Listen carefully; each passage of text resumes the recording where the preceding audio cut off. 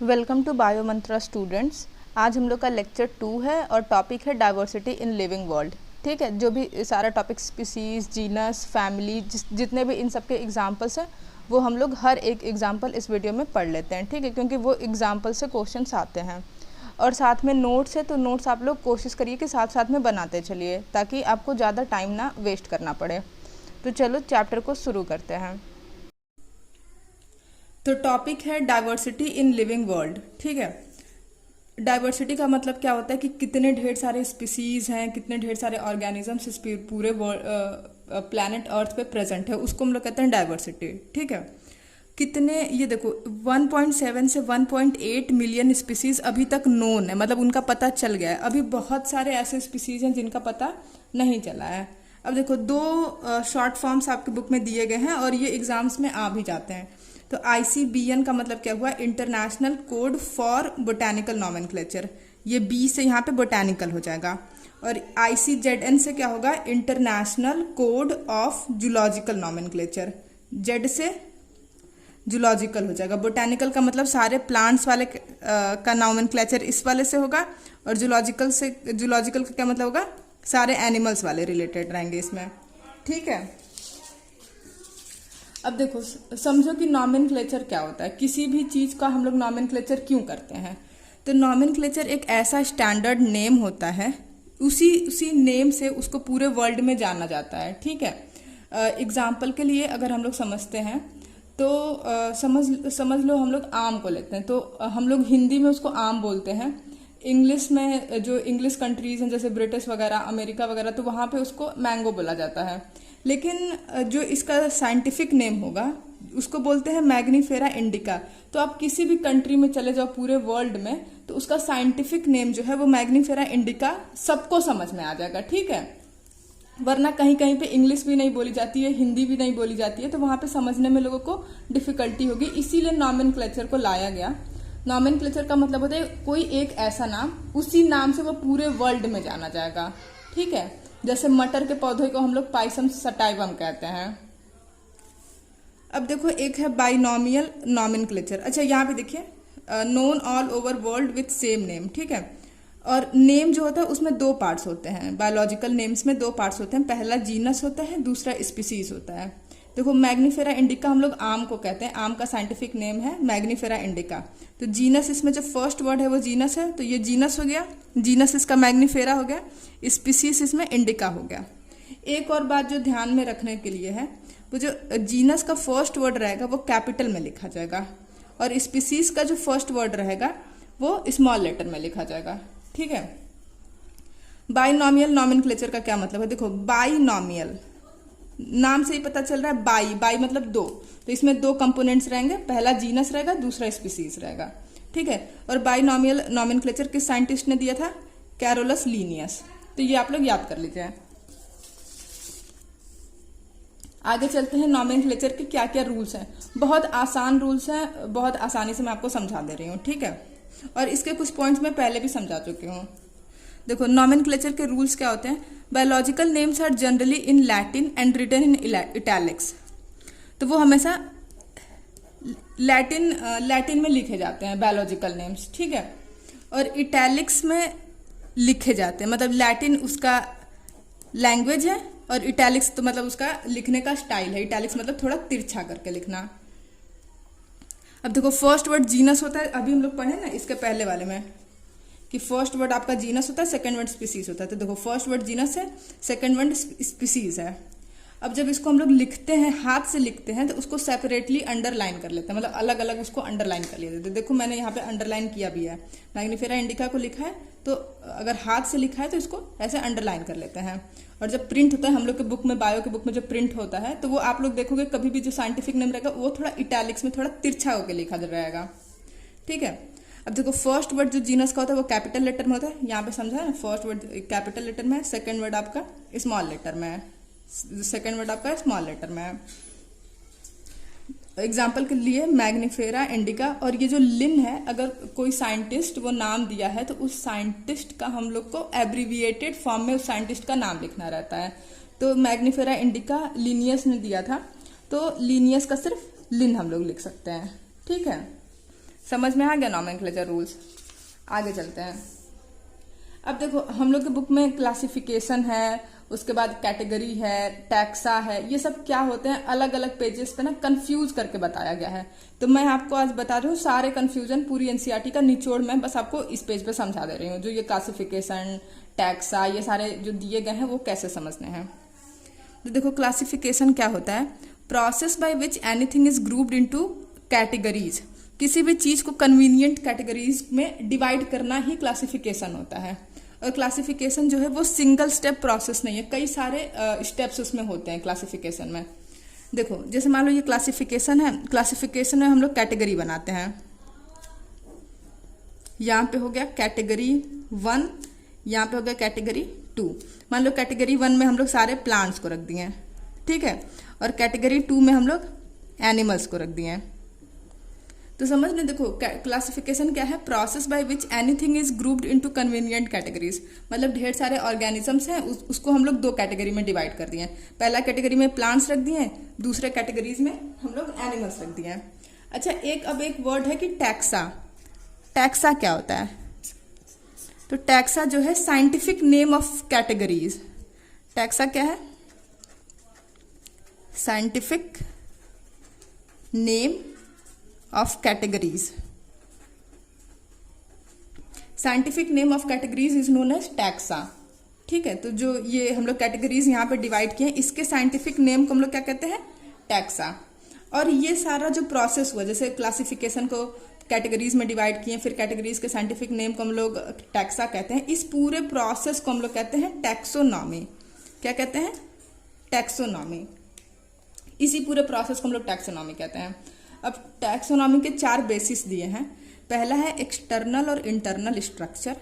Example के लिए अगर हम लोग ह्यूमन बींग्स को देखें तो हम लोग एक्सटर्नली कैसे दिखते हैं। एक्सटर्नली मतलब हम लोग पास 2 हाथ है, 2 आँख है, पैर है, तो ये हम लोग का एक्सटर्नल स्ट्रक्चर हुआ। इंटरनली हम लोग कैसे दिखेंगे, हम लोग के बॉडी के अंदर किडनी है, लिवर है, स्टमक है, तो वो इंटरनल स्ट्रक्चर हो गया। स्ट्रक्चर ऑफ सेल, हम लोग के बॉडी का एक एक सेल के स्ट्रक्चर के बारे में पढ़ना।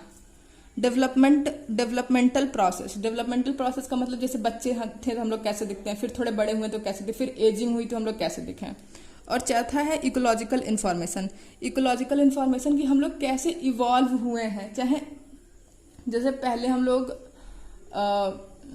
लोग के पास 4 हाथ 4 पैर थे, फिर हम लोग पूंछ था, फिर वो धीरे धीरे खत्म हुआ, अब आगे चल के 2 हाथ पैर हो गए। तो ये हुआ आपका इकोलॉजिकल इन्फॉर्मेशन। और एक और है कि मतलब इकोलॉजिकल मतलब ये भी होगा कि एनवायरनमेंट से हम लोग कैसे इंटरैक्ट करते हैं, जैसे प्लांट्स हो गए, एनिमल्स हो गए, उससे कैसे इंटरैक्शन हो रहा है। तो ये 4 बेसिक है टैक्सोनॉमी के, ठीक है। अच्छा अब एक छोटा सा पॉइंट है सिस्टमैटिक्स। तो सिस्टमैटिक्स क्या होता है, सिस्टमैटिक्स का मतलब होता है कि इवोल्यूशनरी रिलेशनशिप के बारे में पढ़ना, ठीक है। इवोल्यूशनरी रिलेशनशिप के बारे में पढ़ा। It is a branch of science. इसमें इन्वॉल्व होता है study of different organisms along with their relationship. कैसे रिलेशनशिप, इवोल्यूशनरी मतलब वही पूर्वज हमारे कैसे थे, जैसे हम लोग के एंसेस्टर्स एप्स थे, तो पूरा पूर्वज कैसे थे, फिर क्या हुआ, फिर क्या, सारे रिलेशनशिप्स को पढ़ना ही सिस्टमैटिक्स कहलाता है। अब सिस्टमा नेचुरी जो है वो एक ऐसा बुक है जिसको लीनियर साइंटिस्ट ने लिखा है, और इसमें भी क्या बताया गया है, इवोल्यूशनरी रिलेशनशिप्स के बारे में बताया गया है। आगे हम लोग चलते हैं। देखो जितने भी ऑर्गेनिजम्स है उसको हम लोग कई सारे कैटेगरी में डिवाइड किए हैं, ठीक है। तो सबसे पहला है, सबसे ऊपर वाला है किंगडम, फिर डिवीजन, फिर क्लास, फिर ऑर्डर, फिर फैमिली, फिर जीनस, फिर स्पीसीज। मतलब सबसे हायर कैटेगरी जो है वो किंगडम है, उसके अंदर डिवीजन आएगा, उसके अंदर क्लास, फिर उसके बाद स्पीसीज, ऑर्डर, फिर उसके बाद फैमिली, फिर उसके बाद जीनस, फिर उसके बाद स्पीसीज, ठीक है। तो ये बच्चों को याद करने में बहुत कंफ्यूजन होता है, तो इसका मैंने एक ट्रिक बनाया है। एसपीजीज फैमिली, ऑर्डर्ड चावल, दाल, कबाब, ठीक है। एसपीजी की फैमिली ने ऑर्डर किया चावल, दाल और कबाब, तो एसपी से स्पीसीज हो जाएगा, नाम से क्लियर है। जी से जीनस, फैमिली का फैमिली ही है। ऑर्डर्ड का यहाँ पे ये गलती हो गई, ऑर्डर्ड का ऑर्डर, चावल का क्लास, दाल का डिवीजन, कबाब का किंगडम। तो इस ट्रिक के थ्रू अगर आपको वैसे भी याद है तो अच्छी बात है, अगर जिनको कंफ्यूजन होता है कि पहले फैमिली आएगा कि पहले ऑर्डर आएगा कि पहले क्लास आएगा, तो वो इस ट्रिक से याद कर सकते हैं। ठीक है, अब देखो सबसे पहले हम लोग स्पीसीज के बारे में पढ़ते हैं। जैसे यहाँ पे हम लोग देखें ना स्पीसीज, तो अब स्पीसीज के बारे में देखते हैं, जो जो इन्फॉर्मेशन आपके बुक में दी गई है, जो जो एग्जाम में पूछा जाता है। देखो बच्चों, ये जो चैप्टर है ना, इससे मैक्सिमम 1 या 2 क्वेश्चन ही आते हैं, तो इसका उसी हिसाब से आपको पढ़ना पड़ेगा। ठीक है, आप इस पर बहुत ज्यादा टाइम नहीं दे सकते हो। तो इसमें जो मैं पढ़ा रही हूँ उसमें आपका एनसीईआरटी का हर एक लाइन कवर है। ठीक है, जो भी एग्जाम में आएगा वो हर एक लाइन कवर है। आप अपना प्रीवियस ईयर का क्वेश्चन उठा के भी देख सकते हो, कोई भी चीज बाहर से नहीं आया है। देखो स्पीसीज, मैग्निफेरा इंडिका, तो ये स्पीसीज है, ये इंडिका स्पीसीज है और मैग्निफेरा उसका जीनस है। ठीक है, पैंथेरा में 3 स्पीसीज आते हैं, कौन कौन से? लियो, पार्डस और टिग्रिस, ये तीनों स्पीसीज हैं। तीनों क्या है? स्पीसीज हैं। और किस जीनस के अंदर आते हैं? पैंथेरा।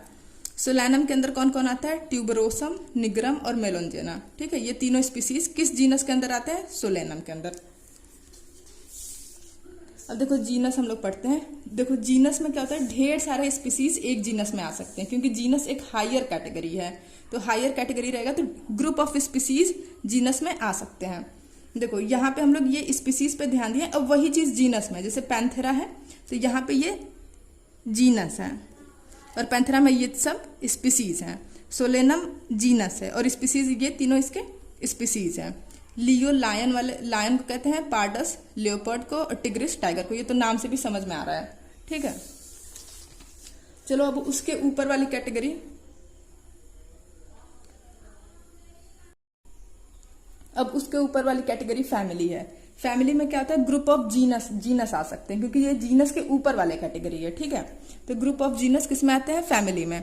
देखो एक फैमिली में कई सारे जीनस आ सकते हैं। जैसे सोलानेसी फैमिली है तो इसमें 3 जीनस हैं, सोलेनम, पेट्यूनिया, धतूरा, ये पेट्यूनिया है।